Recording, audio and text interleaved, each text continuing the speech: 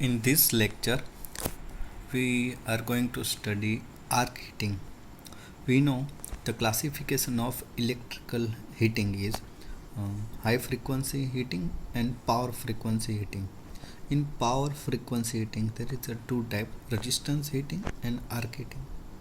In resistance heating, another two parts: direct resistance heating and indirect resistance heating.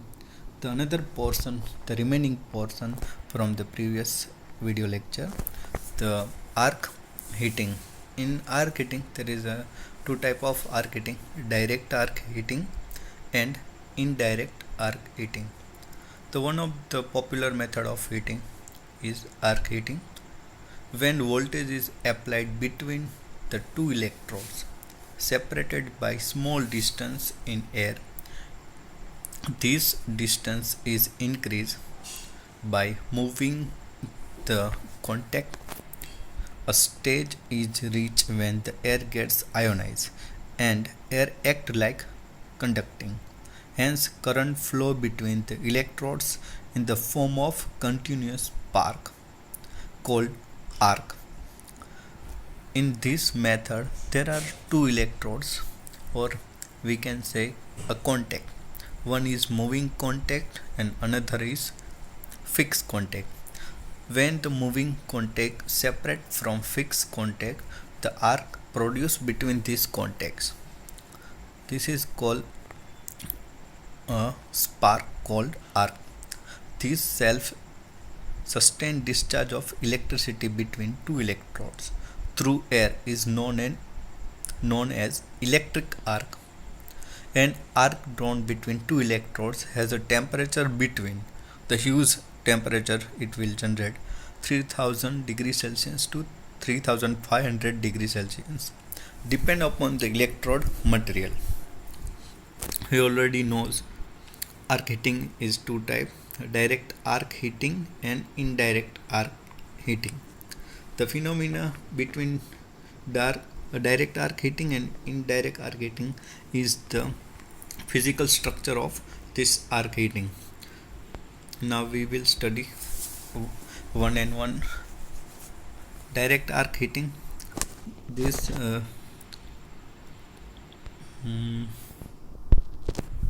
okay. This is one electrode. This is another electrode, and both electrodes are connected to transformer. The arc is produced between this electrode and charge. When the electrode are deeply inside the charge and slowly we remove from it, and the arc produced between this electrode and charge and in the arc chamber. So the heat is not gone outside from the chambers, and a high temperature will generate inside the arc chamber. This is the arc chamber. Charge is the form of powder or solid. Direct arc is established between the charge and the electrode. As we seen in the figure, the heat is directly conducted to the charge, which charge absorb. Hence this method is called direct arc heating. In this method, direct arc heating method, the arc produced between charge and electrode, the small air gap between electrode and charge, that generate a spark in the air, that we call arc, direct arc. And this method called direct arc heating method. This consists of carbon or graphite electrode. Depends on the type of electrode, the temperature we will generate in this method.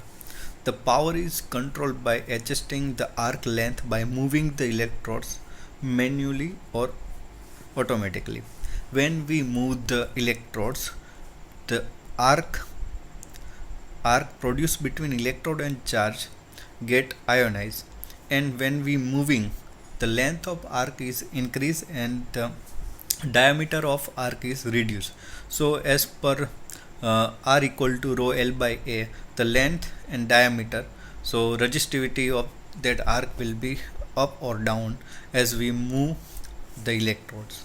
So the arc length, if we move arc length, so the power of arc will be reduced or increased depends on the length. Making of alloy steel like stainless steel and high speed steel. This is the application of direct arc heating. Composition can be controlled during refining processes.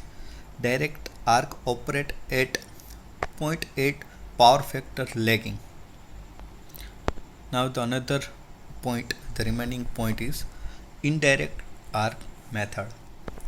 In this method, the arc is not produced between charge and electrode. Instead of that, this arc produced between two electrodes as shown in the figure. The one electrode is fixed, another electrode is moving. First of all, both electrodes are connected.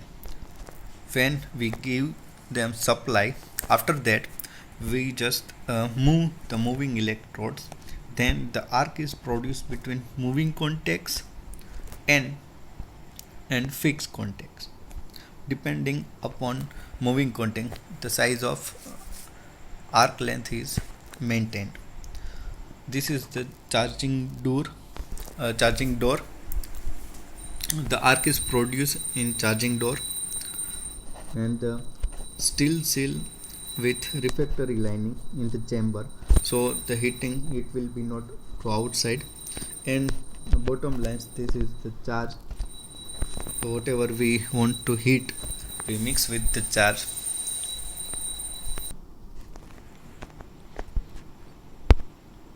Indirect arc is formed between two electrodes and heat is transmitted to the charge by radiation. Lower temperature than direct arc, because direct arc heating method the arc produced directly to the charge, but in this case the arc is produced formed between two electrodes, so the heat will radiate to the charge. It operate at 0.85 power factor lagging, have to provide rocking motion through a motor to distribute heat uniformly. The application of indirect arc method is for melting non-ferrous metal. Due to application of sufficiently high voltage across an air gap, cause the air in the gap to get ionized and form arc. Arc drawn between two electrodes develop high temperature, a range from 3000 to 3500 degrees Celsius depending upon the material. Arc may be used in the following ways: by striking between charge and electrodes, as used in direct arc furnace, by striking between two electrodes in this indirect arc furnace, and striking between electrode and the two metallic pieces to be joined for use in the arc welding. This is the figure of arc furnace. So here we can see that the arc produced between the two electrodes. So application of arc heating is also for arc welding. So in that there is a two part: the electrode fires the welding head, and we can give AC or DC current supplied to the lead. So the so that point we can weld immediately by using arc heating method. Arc is formed between carbon electrodes placed at the top and earth electrode or the conducting earth itself for welding purpose. Number of electrodes depend on the type of supply. If single phase supply or DC supply given, then the two electrodes are sufficient. If three phase supply is given, then the more than two electrodes, four electrodes or three electrodes we require for the three phase supply. And the number of arc will be produced in that supply. Power is controlled by varying supply or varying distance between electrodes. Power factor is 0.8 lagging. The application of this is manufacturing of ferrochrome and ferromanganese. This is we will further study the arc welding in the next chapter in electrical welding.